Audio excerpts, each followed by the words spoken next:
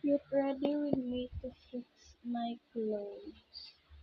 Kasi magsiswimming kami lang ng mama ko. So, nakaready na yung mga gamit na. May ilalagay pa ako ditong mga camera, tapos charger, tapos toothbrush, sabon. So, pero mamaya na yung mga, toothbrush, saka sabon, tsaka yung shampoo. Uunahin na muna natin yung shampoo. Labas ko na pala yung damit ko. So,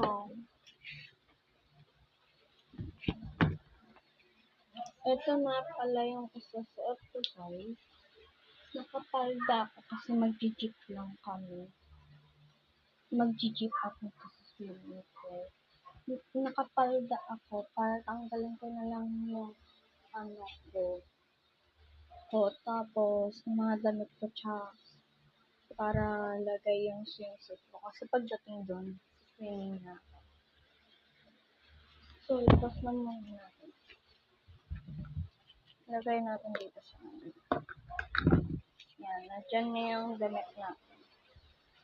Naka-ready na lahat. Ready na yung mga natin.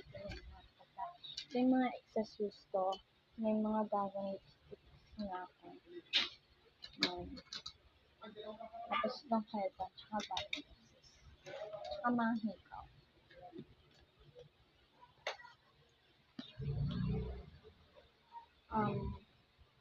Wait lang. Dadalhin na namin yung mga gamit namin doon sa jeep. Yung mga damit. Para ito na lang yung bibit-bitin. Para ito na lang ang mga bibit-bitin namin. Ito, dadalhin na doon sa jeep. Para unti na lang yung bibit-bitin, guys. So, hindi ako nakakapag-upload ng 2 days. Kasi, cellphone ko ng papa ko. At magsiswimming lang ako na mag-swimming. So, may sasabihin pala ako sa inyo. May nakuha ako. Dapat sasabihin ko na sa inyo kahapon. Pakita ko lang. Ito siya, guys. May ramen na ako na K-pop dinner. Sobrang excited ako kasi kakainin namin yan sa swimming. So, yun lang, guys. Stay tuned for the update. Bye!